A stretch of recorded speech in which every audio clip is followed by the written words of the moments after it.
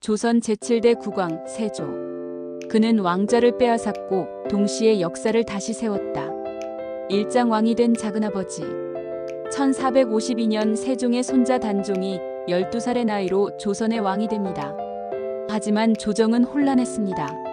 문종의 측근 김종서와 황보인이 실권을 쥐었고 어린 단종은 꼭두각시에 불과했죠. 이때 등장한 인물이 수양대군, 즉 단종의 작은아버지였습니다. 그는 조정을 개혁하겠다며 계유정난을 일으켜 권력을 장악하고 결국 1455년 단종을 폐위시키고 세조로 즉위합니다. 이장 왕좌의 대가 피로 물든 충정. 세조는 즉위 직후 단종의 보기를 꾀하던 사육신들을 숙청합니다.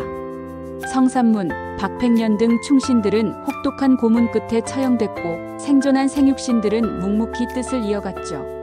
세조는 찬탈자의 오명을 안고 조선의 권좌에 앉았지만 그의 다음 행보는 예상 밖이었습니다. 3장 조선을 다시 짓다 세조의 실적.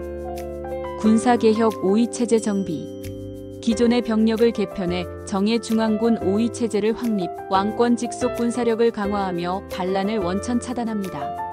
경국대전 편찬 착수. 조선 최초의 종합성문법전인 경국대전의 편찬을 주도 후대 왕조의 법치 기반을 마련합니다. 국초문서행정제도 정비. 각 관청의 업무를 체계화하고 효율적인 행정 시스템 정착에 큰 역할. 불교 억제 유교 강화. 사찰 토지를 환수하고 승려수를 제한하는 등 불교의 영향력을 줄이고 성리학 중심 통치 질서를 확립. 세금제도 개편의 기초 직전법 준비. 토지조사를 바탕으로 공정한 조세제도를 준비하며 지방 수령의 횡포를 억제하고 국가 수입을 안정화. 4장 민심을 얻다 유민구제와 민생 안정. 세조는 권력만 움켜쥔 것이 아니라 백성을 살피는 행정에도 집중합니다. 유민 수습 정책. 정변과 전란으로 떠돌던 유민들을 조사하여 본적지로 귀환. 유도 정착을 위해 폐허 토지 개간 권한 부여, 노역 면제, 생계 지원 제공.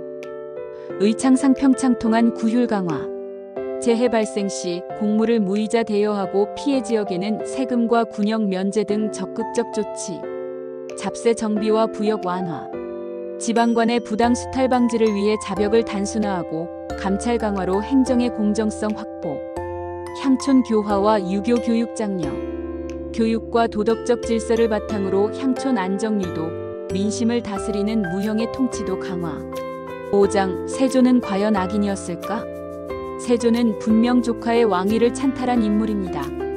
하지만 그가 정비한 군사력, 행정체계, 민생 기반은 후대 조선의 통치 구조에 큰 영향을 미쳤습니다. 정통성은 약했지만 실적은 뚜렷했습니다. 그는 강력한 국가를 만든 비정한 실용주의자였습니다. 엔딩, 시사점, 정통성과 실용의 경계. 오늘날 우리는 종종 묻습니다.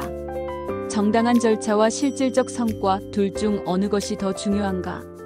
세조는 그 질문에 복잡한 답을 남긴 인물입니다. 역사에 남은 것은 피해 흔적만이 아니라 제도와 국가의 틀이었죠.